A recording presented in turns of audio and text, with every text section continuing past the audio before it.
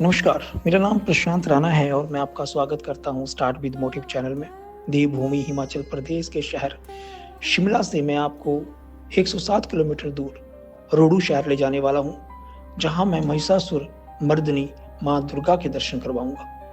हाटकोटी नाम से प्रसिद्ध माँ दुर्गा का मंदिर 10वीं शताब्दी के आसपास का बना हुआ है, जो 107 किलोमीटर शिमला से है और जिसके लिए आपको 3 से 4 घंटे शिमला से रोहू जाने के लिए लगेंगे।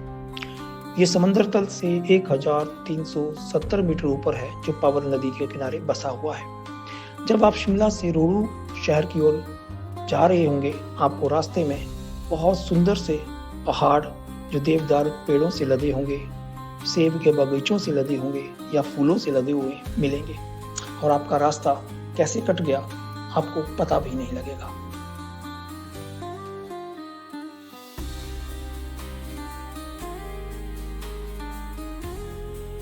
मां हाटकोटी का मंदिर, जो देवभूमि हिमाचल के रोहडू शहर में स्थित है, ये मंदिर अपनी कलाकृति के लिए और अपनी भव्यता के लिए बहुत मशहूर है, और आपके मन को भी ये कलाकृति, ये मंदिर मोह लेगा। यहाँ माँ महिषासुर मर्दिनी माँ दुर्गा का वास है। लोगों का मानना है कि ये 10वीं शताब्दी में बना हुआ मंदिर है, और कुछ लोगों का मानना है कि आदि शंकराचार्य द्वारा बनाया गया मंदिर है। इसमें एक तरफ 5 छोटे छोटे मंदिर आपको दिखेंगे, जो मान्यता है कि पांडवों द्वारा बनाए गए हैं। जब पांडव अज्ञातवास में यहाँ आए तो उन्होंने हाटकोटी महिषासुरवर्धिनी माँ दुर्गा की पूजा की और उन्होंने ये मंदिर बनाए। इन मंदिरों की कलाकृति को अगर आप देखोगे तो वो बहुत ही सुंदर है, और आपको एक समय के लिए सोचने पर मजबूर करेगी कि क्या उस समय ये कलाकृति कैसे बनाई गई होगी। बहुत ही सुंदर छोटे छोटे 5 मंदिर हैं, और इसी के साथ में एक शिव भगवान का मंदिर है, जहाँ पे शिव भगवान की पूजा की जाती है, जो मैं आपको अगले वीडियो में दिखाऊंगा। अगर इस मंदिर के प्रांगण में खड़े होकर आप चारों ओर देखोगे तो आपको बड़े बड़े पहाड़ दिखेंगे, और ये मंदिर इन पहाड़ों के गोद में स्थित है। ये प्रगति का एक अद्भुत नज़ारा है, जहाँ माँ हाटकोटी विराजमान है। इस मंदिर के एक तरफ आपको एक बड़ा सा घड़ा दिखेगा, जो चेन से बंधा हुआ है। माना जाता है कि दूसरी तरफ ये माँ हाटकोटी के पैर से बंधा हुआ है। इस घड़े को चरू कहते हैं। माना जाता है पहले ये 2 थे, और एक बार पब्बर नदी में बहुत बाढ़ आई तो एक उसमें बह गया। और ये भी माना जाता है कि जब भी यहाँ पे बाढ़ आती है तो ये चरू नदी की ओर भागना शुरू हो जाते हैं, जिसकी वजह से इसको माँ हाटकोटी के पैर से बांधा गया है। लोगों की मान्यता है कि जो भी माँ हाटकोटी के दर्शन करने आता है, उसे माँ हाटकोटी का आशीर्वाद जरूर प्राप्त होता है। महिषासुरवर्धिनी माँ सबकी झोली भरती है। जय माता दी।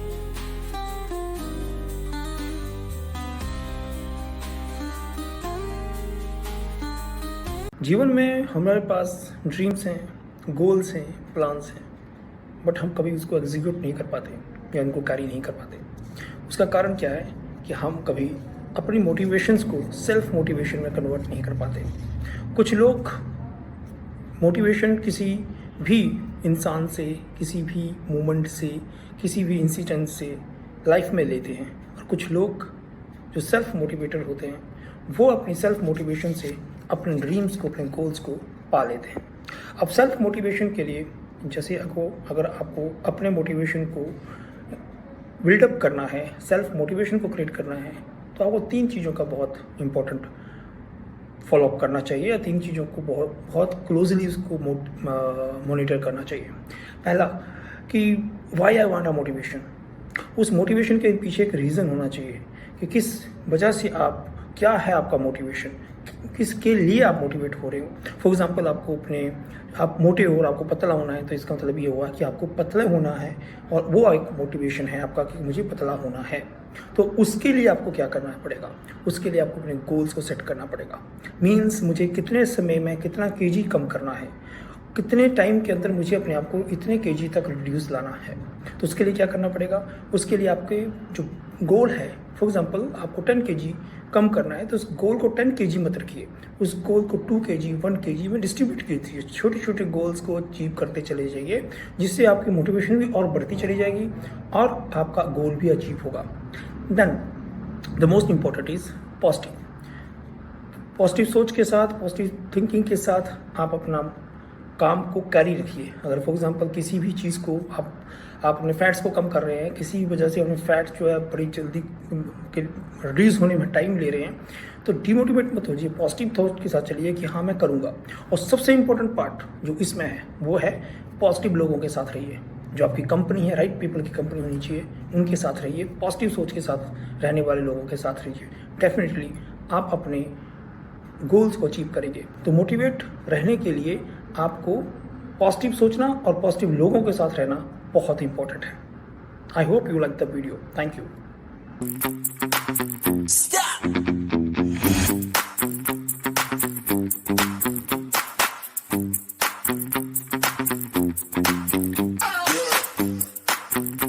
जीवन में हमारे पास ड्रीम्स हैं, गोल्स हैं, प्लान्स हैं, बट हम कभी उसको एग्जीक्यूट नहीं कर पाते या उनको कैरी नहीं कर पाते। उसका कारण क्या है कि हम कभी अपनी मोटिवेशंस को सेल्फ मोटिवेशन में कन्वर्ट नहीं कर पाते। कुछ लोग मोटिवेशन किसी भी इंसान से, किसी भी मोमेंट से, किसी भी इंसिडेंट से लाइफ में लेते हैं, और कुछ लोग जो सेल्फ मोटिवेटर होते हैं वो अपनी सेल्फ मोटिवेशन से अपने ड्रीम्स को, अपने गोल्स को पा लेते हैं। अब सेल्फ मोटिवेशन के लिए जैसे अगर आपको अपने मोटिवेशन को बिल्डअप करना है, सेल्फ मोटिवेशन को क्रिएट करना है, तो आपको 3 चीज़ों का बहुत इंपॉर्टेंट फॉलोअप करना चाहिए, या 3 चीज़ों को बहुत बहुत क्लोजली उसको मॉनिटर करना चाहिए। पहला कि why I want a motivation. उस मोटिवेशन के पीछे एक रीज़न होना चाहिए कि किस वजह से क्या है आपका मोटिवेशन, किसके लिए आप मोटिवेट हो रहे हो। फॉर एग्जांपल आप मोटे हो और आपको पतला होना है, तो इसका मतलब ये हुआ कि आपको पतले होना है और वो एक मोटिवेशन है आपका कि मुझे पतला होना है। तो उसके लिए आपको क्या करना पड़ेगा, उसके लिए आपको अपने गोल्स को सेट करना पड़ेगा। मीन्स मुझे कितने समय में कितना केजी कम करना है, कितने टाइम के अंदर मुझे अपने आप को इतने केजी तक रिड्यूस लाना है। तो उसके लिए क्या करना पड़ेगा, उसके लिए आपके जो गोल है, फॉर एग्जांपल आपको 10 केजी कम करना है, तो उस गोल को 10 केजी मत रखिए, उस गोल को 2 केजी 1 केजी में डिस्ट्रीब्यूट कीजिए। छोटे छोटे गोल्स को अचीव करते चले जाइए, जिससे आपकी मोटिवेशन भी और बढ़ती चली जाएगी और आपका गोल भी अचीव होगा। Then the most important is positive. Positive सोच के साथ, पॉजिटिव थिंकिंग के साथ आप अपना काम को कैरी रखिए। अगर फॉर एग्जांपल किसी भी चीज़ को आप अपने फैट्स को कम कर रहे हैं, किसी भी वजह से अपने फैट्स जो है बड़ी जल्दी रिड्यूस होने में टाइम ले रहे हैं, तो डिमोटिवेट मत होइए, पॉजिटिव थॉट के साथ चलिए कि हाँ मैं करूँगा। और सबसे इम्पोर्टेंट पार्ट जो इसमें है वो है पॉजिटिव लोगों के साथ रहिए। जो आपकी कंपनी है, राइट पीपल की कंपनी होनी चाहिए, उनके साथ रहिए। पॉजिटिव सोच के साथ रहने वाले लोगों के साथ रहिए। डेफिनेटली आप अपने गोल्स को अचीव करेंगे। तो मोटिवेट रहने के लिए आपको पॉजिटिव सोचना और पॉजिटिव लोगों के साथ रहना बहुत इंपॉर्टेंट है। I hope you like the video. Thank you.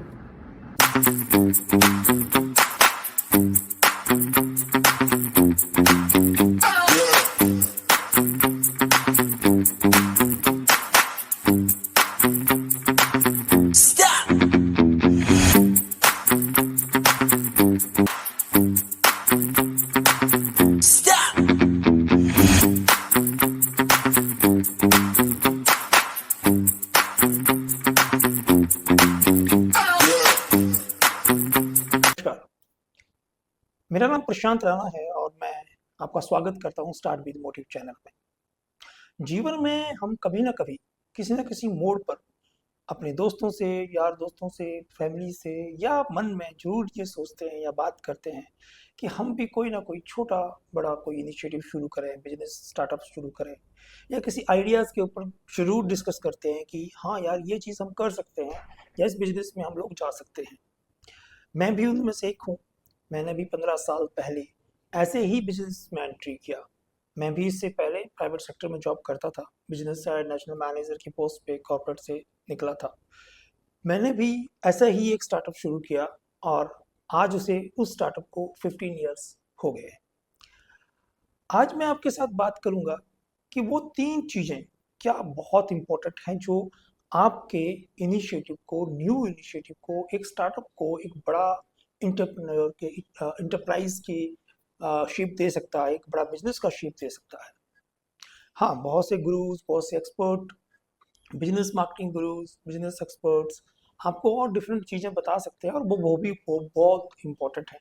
लेकिन मैं जो आपके साथ बात करने जा रहा हूँ वो मेरा प्रैक्टिकल नॉलेज है, जो मैंने देखा और जो मैंने पिछले 15 साल में सीखा।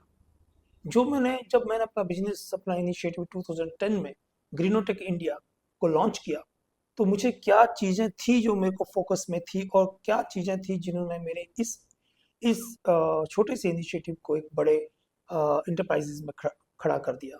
आज ग्रीनोटेक इंडिया इंडिया का एक लीडिंग इको ब्रांड है। अगर आप आज भी गूगल पेपर रिसाइकलिंग करेंगे, you find us. Eco friendly product, you find us. Jute bags, you find us, because we make ourselves on that level. तो मैं आपके साथ आज शेयर करूंगा कि वो 3 चीज़ें क्या इंपॉर्टेंट है जो एक अच्छे स्टार्टअप के लिए जरूरी है, एक अच्छे बिजनेस के लिए जरूरी है। वो क्या महत्वपूर्ण चीज़ें हैं। पहला है बिजनेस आइडिया। और मैं आपको ये बहुत कॉन्फिडेंटली कह रहा हूँ कि बहुत से बिजनेसेस, 80% 85% बिजनेसेस यहीं पे ख़त्म हो जाते हैं। आपका बिजनेस आइडिया आपके बिजनेस का बैकबोन है और वो आपका भविष्य को डिफाइन करता है। और इसमें भी 3 चीज़ें आपको कंसीडर करनी चाहिए जिसके ऊपर आपको अपना स्टार्टअप करने से पहले वर्कआउट करना चाहिए। पहला, आपका आइडिया वेल डिफाइंड होना चाहिए।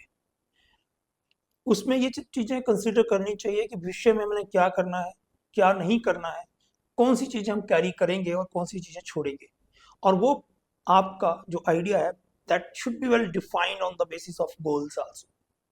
सेकंड इज कि आपका आइडिया मार्केट की नीड को, मार्केट की डिमांड को एड्रेस करता हो। बहुत से इनिशिएटिव यहाँ पे आके ख़त्म हो जाते हैं कि वो शॉर्ट टर्म नीड को देखते हुए अपने आप को लॉन्च कर देते हैं, लेकिन वो एक टाइम पीरियड के बाद जब वो मार्केट में ज़रूरत या वो रिक्वायरमेंट नहीं रहती तो बिजनेस डंप हो जाते हैं। Third is achieve your long term growth. आपका आइडिया आपकी लॉन्ग टर्म ग्रोथ को, आपके गोल्स को डिफाइन करता होना चाहिए। जैसे मैंने कहा कि बहुत से लोग जो हैं जब अपना इनिशिएटिव लॉन्च करते हैं तो वो इन चीज़ों को कंसिडर नहीं करते और वो एक समय पीरियड के बाद, एक समय के बाद वो सब बिजनेस डंप हो जाते हैं, बिकॉज उन सर्विसेज की, उन प्रोडक्ट्स की रिक्वायरमेंट मार्केट में धीरे धीरे धीरे खत्म होती चली जाती है। तो आपके बिजनेस आइडिया में आपका लॉन्ग टर्म ग्रोथ भी वेल डिफाइन होना चाहिए। और सेकंड है आपका डाइवर्सिफिकेशन इन योर बिजनेस। ये बहुत ही इंपॉर्टेंट है और ये बहुत से बिजनेस स्टार्टअप्स जो हैं इस चीज़ को कभी इंपॉर्टेंस नहीं देते, ना इसके बारे में सोचते हैं। जब आप कोई बिजनेस या कोई स्टार्टअप शुरू करते हैं तो आपको ये चीज़ जरूर कंसीडर करना चाहिए कि क्या जो बिजनेस आइडिया आपका है वो आने वाले भविष्य में किन किन चीज़ों की तरफ डाइवर्सिफाई हो सकता है, या किन किन चीज़ों को, अपने प्रोडक्ट को या सर्विसेज को अपने अंदर कंसीडर कर सकता है, अपने बिजनेस मॉडल में ऐड कर सकता है। जब भी आप कोई इनिशिएटिव या स्टार्टअप लेके आते हो तो आप जब लॉन्ग टर्म गोल्स को डिफाइन करते हो तो उसके साथ में इस चीज़ को भी डिफाइन करना चाहिए कि आपके बिजनेस में डाइवर्सिफिकेशन की क्या संभावना है।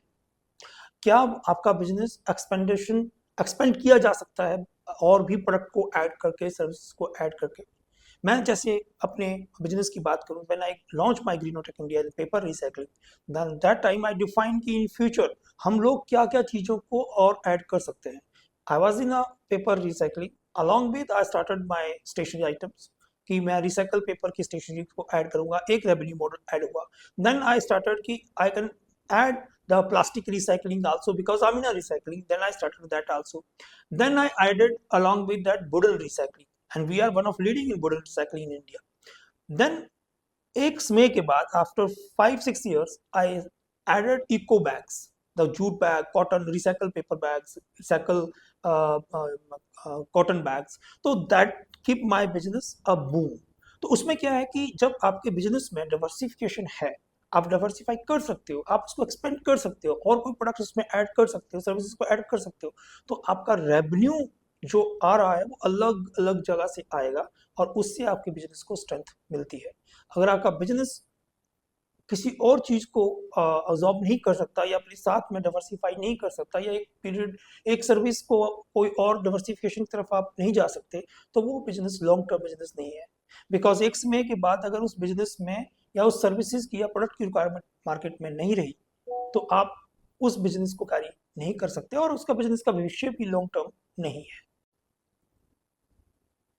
और थर्ड है ओवरऑल सेटिस्फेक्शन. आप जब भी अपने बिजनेस को या कोई भी स्टार्टअप शुरू करते हैं तो इस चीज़ को भी बहुत इंपॉर्टेंस दीजिए कि ओवरऑल आप सेटिस्फाइड हो या नहीं हो. क्योंकि अगर आप जॉब में भी हैं या बिजनेस में हैं तो ओवरऑल सेटिस्फेक्शन हमारी बहुत इंपॉर्टेंट है, बिकॉज वो हमारे ओवरऑल लाइफ पे इम्पैक्ट करती है, हमारे रिलेशंस पे इम्पैक्ट करती है, हमारे लाइफ स्टाइल पे इम्पैक्ट करती है, हमारी हेल्थ पे इम्पैक्ट करती है. तो ये सब चीज़ें बहुत इंपॉर्टेंट है. ओवरऑल सेटिस्फेक्शन का मतलब है कि आपको फाइनेंशियल सेटिस्फेक्शन कितनी उस रेवेन्यू मॉडल से आ रही है. आपको क्या लगता है कि भविष्य में जो ये मेरा बिजनेस मॉडल है, जो मेरा स्टार्टअप है, मुझे किस हद तक के रेवेन्यू तक ले जा सकता है, फाइनेंशियल कितना स्ट्रॉन्ग बना सकता है. Then the emotional satisfaction, that is more important, because the reason is because if you are emotionally attach with your business और उस बिजनेस को आप बड़े इमोशन से करते हो तो उस बिजनेस के फेलियर होने के चांसेस बहुत कम होते हैं. कई बार बहुत से लोग जो है बिजनेस जस्ट एक टशन के लिए या एक स्टार्टअप के लिए करते हैं कि ठीक है कुछ करना है तो कर लो, कुछ करना है तो start this initiative. Second is self satisfaction. Self satisfaction जो है वो आपका बहुत इंपॉर्टेंट है हर बिजनेसमैन के लिए, और बहुत ही कम लकी बिजनेसमैन होते हैं जिनको सेल्फ सेटिस्फेक्शन मिलता है और उसमें से मैं एक हूँ. मैं अपना एग्जांपल आपको दूं, जब हमने पेपर रिसाइकलिंग को लॉन्च किया तो उसके साथ में हमने एक इनिशिएटिव लॉन्च किया, that is on every 100 kg we plant a one tree. Means we taken a waste paper from the people to get it recycle और every 100 kg के अगेंस्ट हम एक ट्री प्लांटेशन करते हैं उनके लिए, और हर वेस्ट पेपर के अगेंस्ट हम फ्री स्टेशनरी उनको प्रोवाइड करते हैं. For more knowledge visit us greenotechindia.com. हम लोगों ने नियर बाय 1,63,000 ट्रीज पिछले 15 साल में लगाए हैं. That is give me a big satisfaction because I done something for environment. Along with 32 schools institutions के बच्चों के ग्रुप्स हमारे साथ जुड़े हैं जो अपने मोहल्लों में अपने अलग अलग जगह से वेस्ट पेपर कलेक्ट करते हैं और वो ग्रीनोटेक इंडिया से रिसाइकल करवा के उससे जो स्टेशनरी बनती है उसको वो अपने गरीब लोगों में बांटते हैं. तो वो भी एक सोशल इम्पैक्ट है, तो वो भी मुझे सेटिस्फेक्शन देता है. तो तीन चीज़ें बहुत इंपॉर्टेंट हैं. First is financial satisfaction, second is emotional satisfaction, third is self satisfaction. तो ये तीन इनिशिएटिव, जो कोई भी आप इनिशिएटिव ले रहे हो तो उसमें तीन चीज़ें बहुत इंपॉर्टेंट हैं. आपका आइडिया, आपकी diversification of business and the overall satisfaction. अगर आपके तीनों चीज़ों को आप अचीव करते हैं तो आपका कोई भी स्मॉल इनिशिएटिव भी एक बड़े एम्पायर में खड़ा हो सकता है. I hope you like the video. नमस्कार. नमस्कार. प्लास्टिक हमारी लाइफ में बहुत ज़्यादा यूजेस में आता है और पूरे वर्ल्ड के लिए आज के समय में प्लास्टिक का रिप्लेसमेंट बहुत बड़ा चैलेंज बन के उभर के आया है. मैं आज आपके साथ बात करूंगा प्लास्टिक बैग्स की, कि प्लास्टिक बैग्स को हम किन फैब्रिक के साथ रिप्लेस कर सकते हैं. आज पूरे वर्ल्ड में, यूरोपियन कंट्रीज़ में, डेवलप कंट्रीज़ में प्लास्टिक बैग्स को बैन कर दिया गया है और साथ ही जो पेपर बैग्स वर्जन पेपर से यानी कि ट्री पल्प के पेपर से बन रहे हैं उन्हें भी बैन कर दिया गया है. नॉन वोवन बैग्स को भी बैन कर दिया गया है. अब इन बैग्स का रिप्लेसमेंट किन अदर फैब्रिक के साथ हम कर सकते हैं, वो फैब्रिक्स हैं जूट, कॉटन, कैनवास। बहुत सी कंट्रीज ने बायोडिग्रेडेबल प्लास्टिक भी बनाया है, लेकिन उसका प्रोडक्शन उतना लेवल का नहीं है कि वो उन जो यूजेस ऑफ प्लास्टिक चल रहा है उसको रिप्लेस कर सकें। अगर हम बचपन में देखें तो हमारे फोर फादर्स अपने साथ एक कंधे पे एक थैला कैरी करते थे। जब भी वो शॉपिंग के लिए जाते थे या बाहर निकलते थे या बाजार जाते थे तो उनके साथ एक थैला होता था, बिकॉज वो उसी में सारा मटेरियल जो बाय करते थे उस थैले में लेके आते थे, क्योंकि उस टाइम प्लास्टिक का चलन इतना ज़्यादा नहीं था। जैसे जैसे प्लास्टिक के बैग का चलन मार्केट में आया, वो थैला कंधे से गायब हो गया और उसका रिप्लेसमेंट हो गया प्लास्टिक। और वो प्लास्टिक ने धीरे धीरे इन्वायरमेंटली इतना बड़ा इम्पैक्ट कर दिया कि आजकल हम देखते हैं बहुत सी बीमारियां, air pollution, water pollution, soil pollution उस प्लास्टिक की वजह से होता चला जा रहा है। ग्रीनटेक इंडिया एक ऐसी कंपनी जो पेपर रिसाइकलिंग, प्लास्टिक रिसाइकलिंग और वुडन रिसाइकलिंग की सर्विस देती है, और हम लोग इको फ्रेंडली प्रोडक्ट मैन्युफैक्चरर्स हैं। हमारा एक ब्रांड ग्रीन एंजल बैग्स, जहाँ पे हम लोग इको फ्रेंडली बैग्स मैन्युफैक्चर करते हैं। जो बैग्स आप स्क्रीन पे देख रहे हैं ये सब इको फ्रेंडली फैब्रिक से बने हैं। Jute fabric, cotton, canvas fabric से बने हुए हैं। ये फैब्रिक्स रिसाइकल फैब्रिक्स हैं जो हाई क्वालिटी फैब्रिक्स हैं और हाई स्टैंडर्ड्स के सुपरविजन में ये बैग्स बनते हैं। इन बैग्स को बहुत सी company as a corporate gifting purpose के लिए अडॉप्ट करती है और अपने क्लाइंट्स को प्लास्टिक रिप्लेसमेंट के लिए इन बैग्स को दिया जाता है। अगर आप एक लाइफ में एक bag, eco friendly bag adopt करते हैं तो आप थाउजेंड्स ऑफ प्लास्टिक बैग्स को अवॉइड कर सकते हैं। आपका एक कदम इको फ्रेंडली बैग की तरफ बहुत बड़ा इम्पैक्ट, एक एनवायरमेंटल इम्पैक्ट डालता है, जो एक हेल्दी अर्थ, एक हेल्दी इन्वायरमेंट के लिए बहुत इंपॉर्टेंट है। आप ग्रीन एंजल बैग्स को अडॉप्ट करके अपनी लाइफ में एक इन्वायरमेंट को सपोर्ट करने के लिए एक कदम बढ़ा सकते हैं। आप इन बैग्स को अपने फंक्शंस में या अपने कॉर्पोरेट गिफ्टिंग में अडॉप्ट कर सकते हैं। ये सारे बैग इको फ्रेंडली फैब्रिक या रिसाइकल फैब्रिक से बनते हैं। तो please adopt eco friendly bags और eco friendly products and support the environment. Thank you.